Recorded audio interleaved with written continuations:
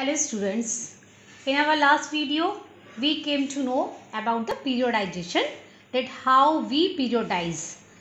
After that we came to know the historian call all these periodization as a colonial. Why?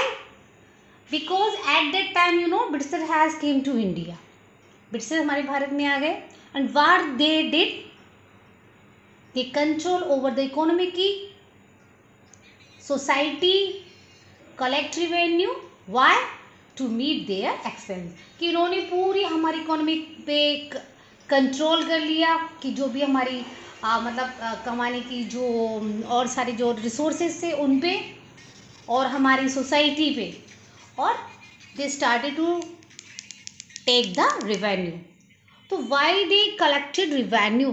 क्यों उनकी सारा जो power थी, क्यों उनका पूरा माइंड था वो रिवेन्यू पे था?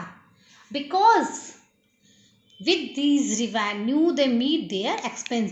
जो भी खर्चे होते थे वो क्या करते थे, रेवेन्यू से ही चलाते थे अपने.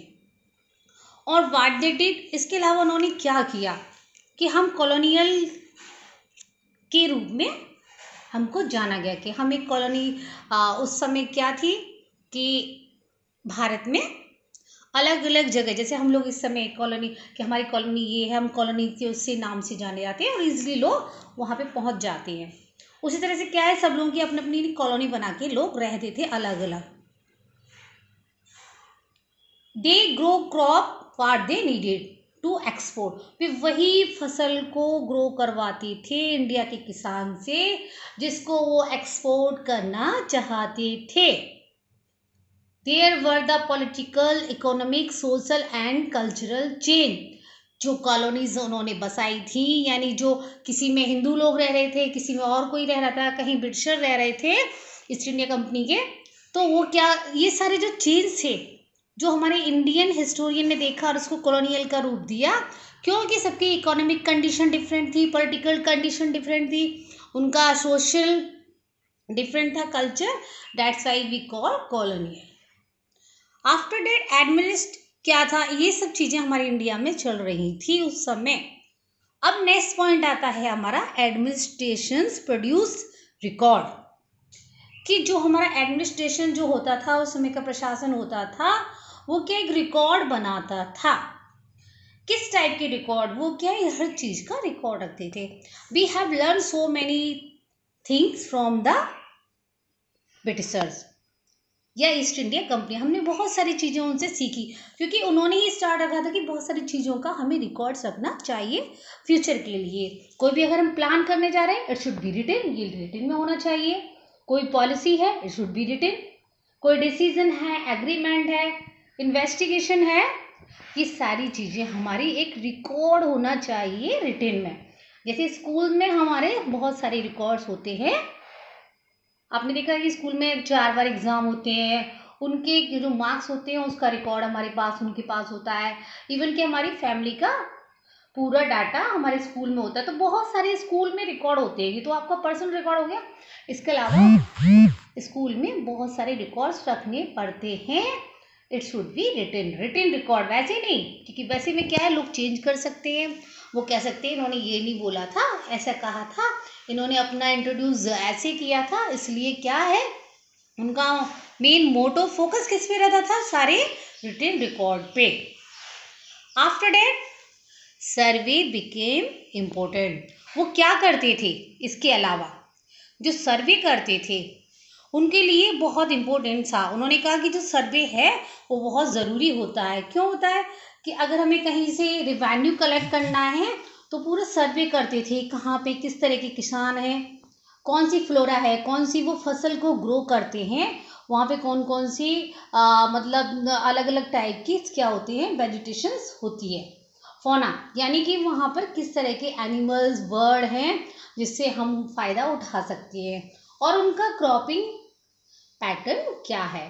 तो इस चीज़ के लिए वो सर्वे करना पड़ता था, वहाँ जाना पड़ता था, हर चीज़ को नोट करना पड़ता था. और ये के मतलब उनके एक रिकॉर्ड में होता था कि यहाँ के किसान क्या चीज़ ग्रो करते हैं और उसमें कितना प्रॉफिट होता है और हमें उनसे कौन सी क्रॉप ग्रो करवानी चाहिए.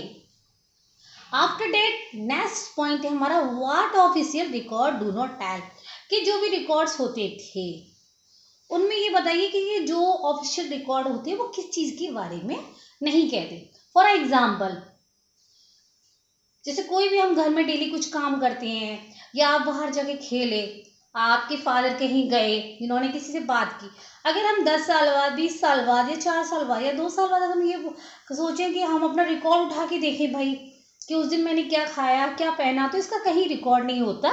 यानी कि common people, about the common people, जो कॉमन पीपल होते हैं उनका कोई ऑफिशियल रिकॉर्ड नहीं होता। यानी ऑफिशियल रिकॉर्ड कॉमन पीपल के बारे में कुछ नहीं करता। क्या कि व्हाट दे फेल्ट, कि वो चीज को क्या फेल करते थे, क्या महसूस करते थे, ये किसी ऑफिशियल डॉक्यूमेंट में नहीं होता था। ऑफिशियल डॉक्यूमेंट होता है मतलब सरकारी काम होते हैं, या हमारे हो सकता है कि कोई प्राइवेट्स भी होते हैं, क्योंकि बहुत सारी सरकारी जो कंपनीज होती हैं उनको टेक ओवर कर लेती हैं आज की डेट में प्राइवेट कंपनी। तो वो क्या है, वो भी हमारे आम जो कॉमन रिकॉर्ड्स होते हैं उनको वो नहीं, कहीं पे हमारा मेंशन नहीं करते, या फिर लोगों के बारे में व्हाट दे फेल्ट। धीरे धीरे क्या होने लगा, after that the printing press was started. उस समय तो लोग हाथ से लिखते थे, बहुत पहले आपने सुना होगा कि लोग बहुत ही स्टार्टिंग में पाम लीफ पे लिखते थे, ठीक है ना। उसके बाद कि वो बहुत समय बाद अब printing press was started, printing press start हुई तो लोगों को मौका मिला। न्यूज़पेपर वर पब्लिश्ड, अखबार छपने लगे। जब अखबार में देखा होगा तो उसमें क्या होता है कि इधर उधर की भी खबर, कॉमन पीपल की भी खबर, मतलब कोई छोटी कोई खास खबर हो वो लोग छापने लगते हैं। लीडर्स एंड रिफॉर्मर, जो उस समय लीडर्स थे, नेता थे, उनकी हमें खबर, जैसे आज भी अगर आप न्यूज़पेपर उठाओगे तो हमें बहुत सारी इस तरह की छोटी भी न्यूज़ और छोटे से लेके बड़ी न्यूज़ और इंटरनेशनल न्यूज़ हमें न्यूज़पेपर में मिलती हैं।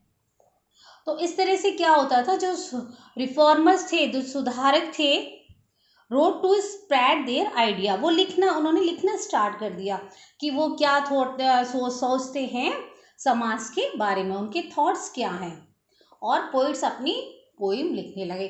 तो आपने ये देखा इस चैप्टर में हमने ये जाना हाउ, व्हेन एंड वेयर, कि कब कैसे और कहाँ जो चेंजेस आए, और क्या चीज़ें ज़रूरी थी क्या नहीं थी, कौन सी डेट हमारे लिए इम्पोर्टेंट होती हैं कौन सी नहीं होती हैं, और किस चीज़ का रिकॉर्ड होता था किस चीज़ का नहीं होता था।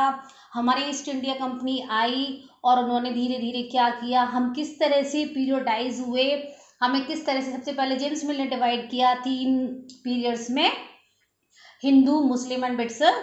दैन हमारे इंडियन हिस्टोरियन ने उन्होंने कहा कि भाई नहीं ऐसे नहीं, तो उन्होंने हमको 3 हिस्ट्री में डिवाइड किया, ancient, medieval and modern history. After that और जो आए, क्योंकि उस समय तक ब्रिटिशर आ चुके थे, तो फिर उन्होंने कहा कि हम कॉलोनियल है, क्योंकि हाँ अलग अलग वो कॉलोनी में रह रहे। तो ये चैप्टर हमारा इस चीज़ के बारे में सारे पॉइंट्स को क्लियर करता है।